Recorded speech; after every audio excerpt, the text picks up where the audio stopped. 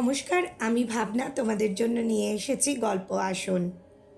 রাজা বিক্রমাদিত্য যখন রাজা হয়েছিলেন তখন তার বিবাহ হয়নি। একদিন তিনি রাতে ঘুমিয়ে আছেন, ঘুমিয়ে স্বপ্ন দেখছেন এক অপরূপ সুন্দরী রাজকন্যা। তাকে দেখে রাজা বিক্রমাদিত্য জিজ্ঞাসা করলেন, আপনি কে? সুন্দরী কন্যা উত্তর দিলেন, আমি কঙ্কাল দেশের রাজা কেওরের কন্যা। তখন রাজা তাকে শুধলেন, আপনি আমাকে বিবাহ করবেন? শুনে হাসতে হাসতে তিনি মিলিয়ে গেলেন। সঙ্গে সঙ্গে রাজার ঘুম ভেঙে গেল, আর স্বপ্নবালা সেখানে আর উপস্থিত নেই। তখন রাজা বিক্রমাদিত্য তাল বেতালকে স্মরণ করলেন।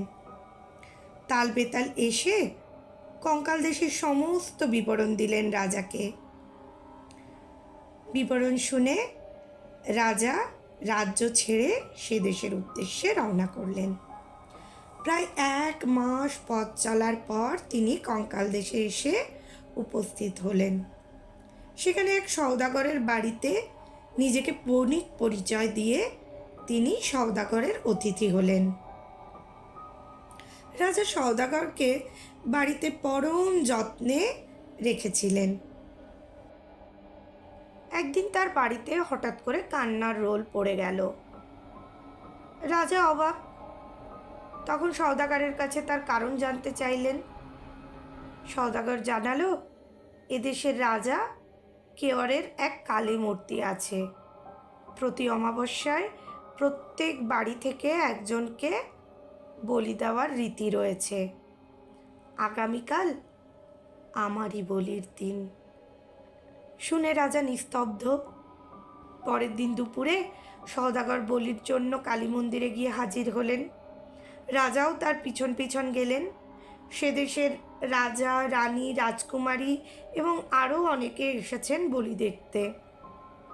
পুরোহিত মন্ত্র শেষ করতেই জল্লাদ যেই বলি দিতে খাড়া তুলেছে, অমনি ছদ্মবেশী বিক্রমাদিত্য বললেন, থামো, সওদাগরের পরিবর্তে আমাকে বলি দাও। সওদাগর বললে, তা হয় না, আপনি আমার অতিথি। অতিথি গৃহস্থের কাছে ভগবান তুল্য।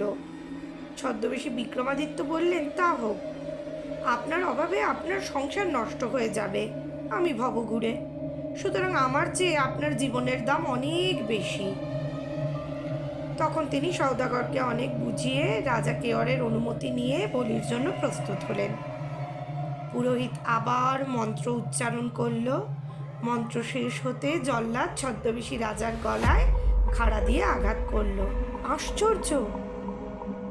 তার দেহ দুখণ্ড তো হলোই না, বরং তিনি অক্ষত রইলেন।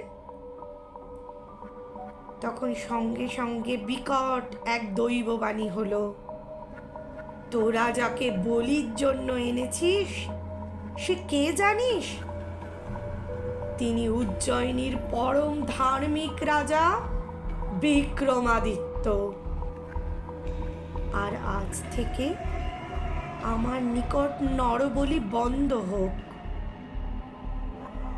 উপস্থিত সকলে তো অবাক। সবাই সবার দিকে তাকানো হচ্ছে, চাওয়াচাই করছে ওর দিকে। তবে কি আজ থেকে বলি বন্ধ হবে?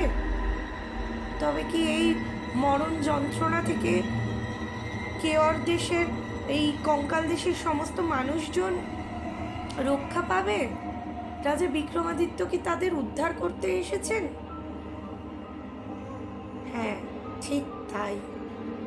এরপরে কঙ্কাল রাজ কেওর জানালেন সকলকে,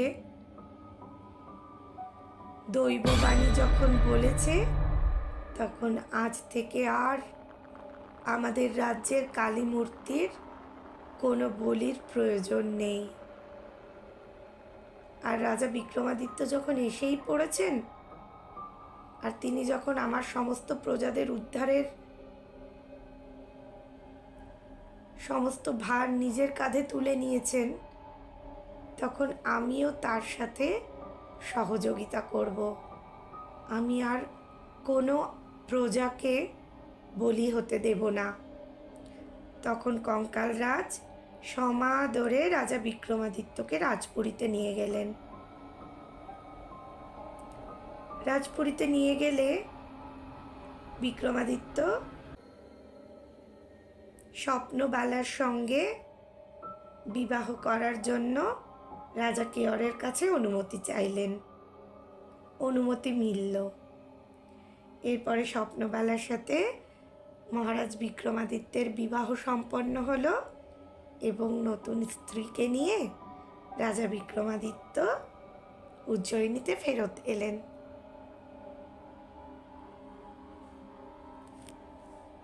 আজ তবে আমাকে অনুমতি দাও, কালকে আবার আসবো গল্পের আসন পেতে। আশিফজা, এই গল্পটা তোমার কেমন লেগেছে? খুব ভালো লেগেছে বন্ধুরা। যদি তোমাদেরও এরকম এই গল্পগুলো ভালো লাগে তাহলে লাইক, সাবস্ক্রাইব আর শেয়ার করে কমেন্টে জানাও কি কি নতুন গল্প শুনবে। ঠিক, তাড়াতাড়ি জানাও আমাদের কি কি নতুন গল্প শুনবে।